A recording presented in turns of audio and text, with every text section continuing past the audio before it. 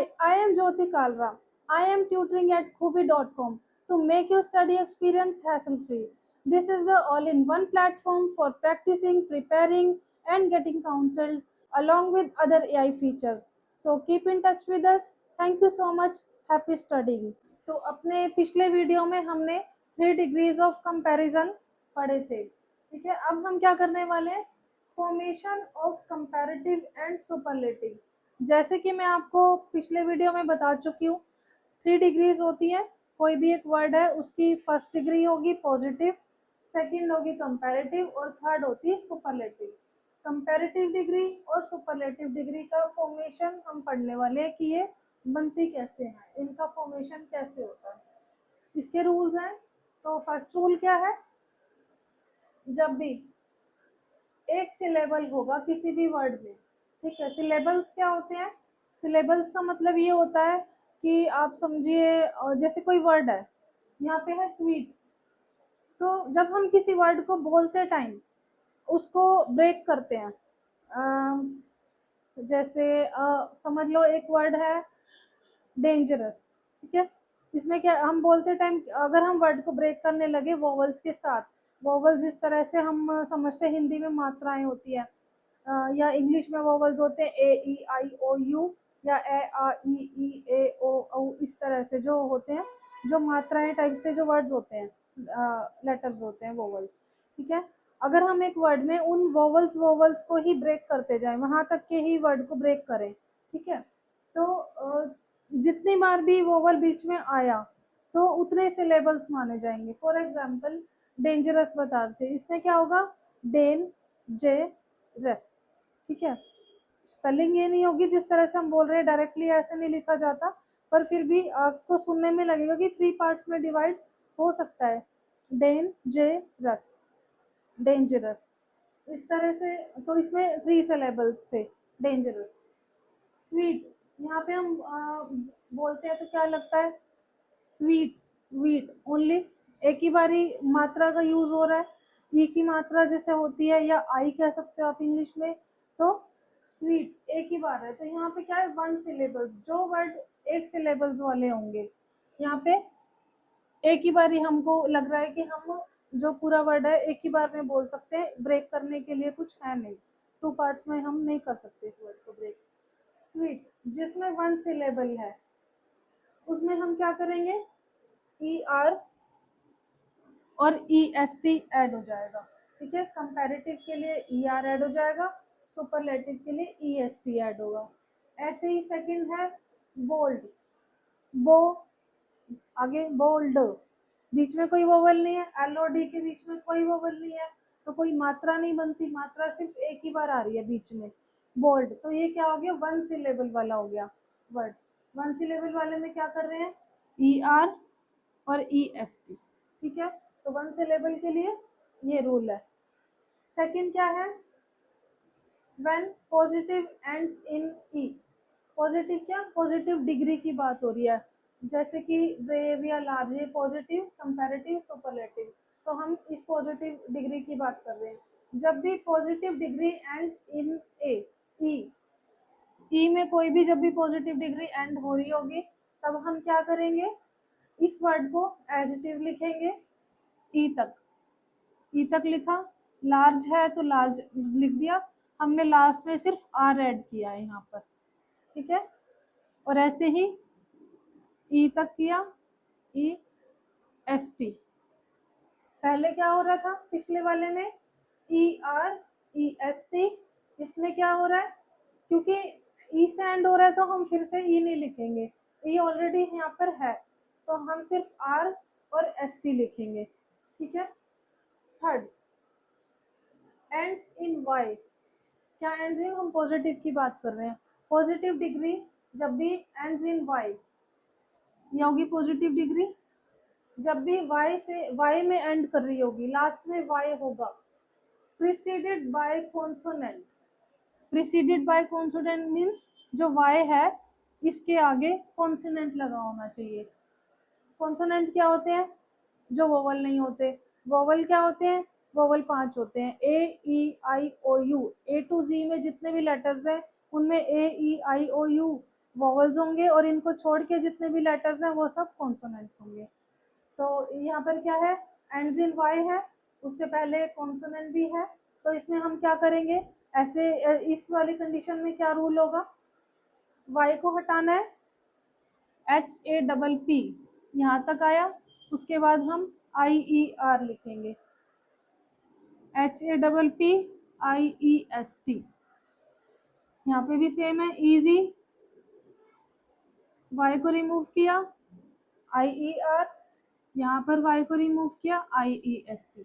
ठीक है, वाई के लिए ये रूल है। Fourth, when positive is a word of positive degree का जो वर्ड है, ठीक है, ये देखिए पॉजिटिव डिग्री का जो वर्ड है उसमें 3 कंडीशंस होनी चाहिए। क्या, एक सिलेबल वाला होना चाहिए, जैसे मैंने अभी बताया कि सिलेबल क्या होते हैं, रेड, सिर्फ ए सुनाई दे रहा है, रेड ए, थिन थी, ई की मात्रा, सैड ए, ओनली ए, उसके अलावा आगे कोई और हमको मात्रा फील नहीं हो रहा कि कुछ और हम एक वर्ड को ब्रेक कर सकते हैं, नहीं कर सकते, तो ये हो गया 1 syllable. Ends in single consonant, single consonant में एंड हो रहा है word. Next, preceded by a short vowel, इससे पहले एक वोवल आना चाहिए। तो क्या करेंगे ऐसे में, रेड है, रेड लिखा, जो लास्ट वाला कॉन्सोनेंट है इसको हमें डबल करना है, डी है ना, डी को डबल किया, REDD, उसके बाद ER, ऐसे ही RED को डबल किया, EST लगाया, यहाँ पे N को डबल किया, ER लगाया, N को डबल किया, EST लगाया, यहाँ D को डबल किया, ER, और D को डबल किया, EST। तो ये वाले रूल्स हैं। फिफ्थ है, मोर देन 2 सिलेबल्स, जब कोई भी पॉजिटिव डिग्री वाला वर्ड है जैसे ब्यूटीफुल, इसमें मोर देन 2 सिलेबल्स मीन्स 2 से ज़्यादा सिलेबल्स होने चाहिए। सिलेबल्स मैंने अभी बताया, जैसे कि अब हम इसको प्रोनाउंस करते हैं, ब्यूटीफुल, ब्यूटीफुल, तो वोवल्स हमारे पास 3-4 बार आ रहे हैं, एक तरह से आप मात्राएं सोच सकते हो कि पहले BUTE की मात्रा फुल, यू की यू वोवल आ रहा है यहाँ पे, ठीक है। तो और जैसे डिफिकल्ट है, डिफिकल्ट, यहाँ पे BUTFुल, तो ये हो गए सिलेबल्स। मोर देन 2 सिलेबल्स हैं जहाँ पर, तो उसमें हम क्या करेंगे, कंपैरेटिव डिग्री में मोर लगाएंगे और सुपरलेटिव डिग्री में मोस्ट लगाएंगे। हम इसको ब्यूटीफुलर या ब्यूटीफुलेस्ट नहीं कर सकते, हमको मोर और मोस्ट लगाना होगा, मोर ब्यूटीफुल, मोस्ट ब्यूटीफुल, ऐसे more difficult, most beautiful, most difficult. ठीक है, तो इस तरह से बहुत सारे वर्ड्स होंगे, प्रैक्टिस से आपको समझ में आएंगे। तो आपके पास जहाँ पर भी प्रोनाउंसिएशन में मोर देन 2 सिलेबल्स आपको फील हो रहे हैं बोलते टाइम, तो यहाँ पर ये रूल लग जाएगा। नेक्स्ट, सिक्स्थ, इसमें क्या है, कुछ ऐसे पॉजिटिव डिग्री वाले वर्ड होंगे जहाँ पर 2 सिलेबल्स होंगे और जो फुल, लेस, ING, ED, या फिर कुछ ऐसे वर्ड्स है, मॉडर्न है, रिसेंट, फूलिश, फेमस, सर्टन, जो एब्स्ट्रैक्ट नाउन है। नाउन्स में आपको पढ़ा चुकी थी एब्स्ट्रैक्ट नाउन्स, जिसमें इस तरह के नाउन्स जिसमें फीलिंग्स या इमोशंस होते हैं जिनको हम टच नहीं कर सकते, फील नहीं कर सकते, उस तरह के जो नाउन्स होते हैं। ठीक है, तो ऐसे वर्ड्स में हम क्या करेंगे, मोर और मोस्ट का यूज करेंगे।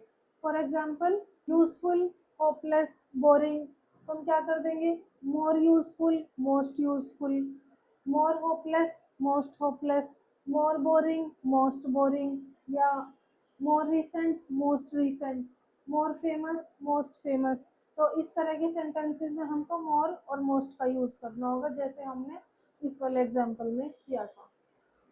नेक्स्ट क्या है, कुछ एक वर्ड्स होंगे, फॉर एग्जाम्पल 3-4 ही लिखे हुए मैंने यहाँ पर, पोलाइट, सिंपल, जेंटल, नैरो। जब अच्छे से प्रैक्टिस करने लगेंगे तो इस तरह से और भी वर्ड निकल के आएंगे, जो आपको पता लगेगा कि हम उन वर्ड्स को ER लगा के भी कर सकते हैं और मोर भी लगा के कर सकते हैं, दोनों ही तरह से ठीक है। जैसे पोलाइट है, पोलाइट, पोलाइटर, मोर पोलाइट, दोनों ही ठीक है। पोलाइटेस्ट और मोस्ट पोलाइट दोनों ठीक है। तो ये आपको प्रैक्टिस ही समझ में आएगा। बहुत सारे ऐसे वर्ड्स होते हैं, सारे यहाँ पर लिखना इम्पॉसिबल है, तो आप प्रैक्टिस करते रहिए। नेक्स्ट है Ram is braver than Shyam. ठीक है, यहाँ पे क्या कौन कौन है? नाउन राम और श्याम। नेक्स्ट लाइन में क्या है? Ram is more brave than prudent. ठीक है, यहाँ पर नाउन क्या है? राम। मतलब यहाँ पर दो पर्सन है, यहाँ पर एक पर्सन है।